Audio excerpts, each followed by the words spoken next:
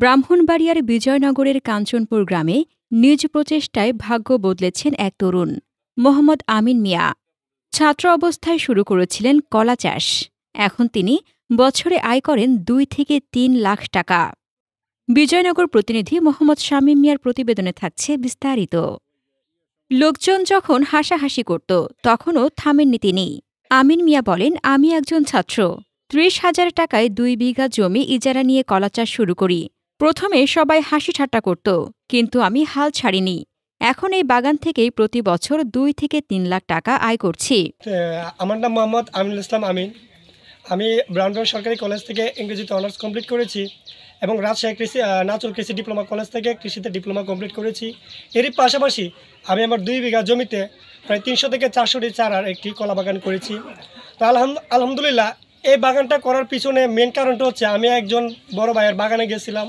যাওয়ার পরে ওনার বাগানে অনেক কলা দেখতে পেলাম। তখন ওনার সেই কলা বাগানটা দেখে আমার মনের মধ্যে একটা উৎসাহ জাগছে যে আমিও কিছু পরিমাণ টাকা দিয়ে জায়গা লিজ নিয়ে আমি একটা বাগান করব।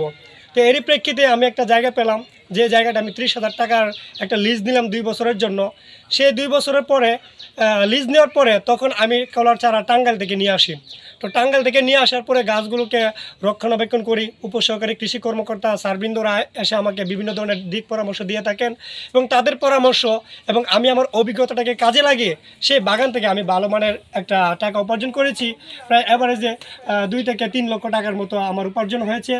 এখন বর্তমানে যে বাগানটা রয়েছে এটা হচ্ছে আমার তৃতীয়বারের মতো ফলন। কারণ কেননা আমি অলরেডি দ্বিতীয়বার ফলন আমি পেয়েছি। এখনও আশা করা যায় সেই বাগান থেকে আমি অ্যাভারেজে ৫০ থেকে ৬০,০০০ টাকার মতো আমি উপার্জন করতে পারবো। একসময়ের উপহাস আজ প্রশংসায় রূপ নিয়েছে।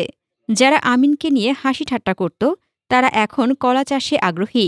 তিনি আরও বলেন, আমার বার্তা দেশের তরুণদের জন্য, বেকার সময় নষ্ট না করে কাজ শুরু করুন। আমি বিশ্বাস করি পরিশ্রম করলে সফলতা আসবেই। ঘরে ঘরে শান্তি ফিরবে যদি সবাই কাজকে ভালোবাসে। একজন আমিন মিয়া দেখিয়ে দিয়েছেন, ইচ্ছা আর শ্রম থাকলে মাটি থেকেই উঠে দাঁড়ানো যায়। হাসনাতুজ্জাহান হিমু, দৈনিক খোলা চোখ।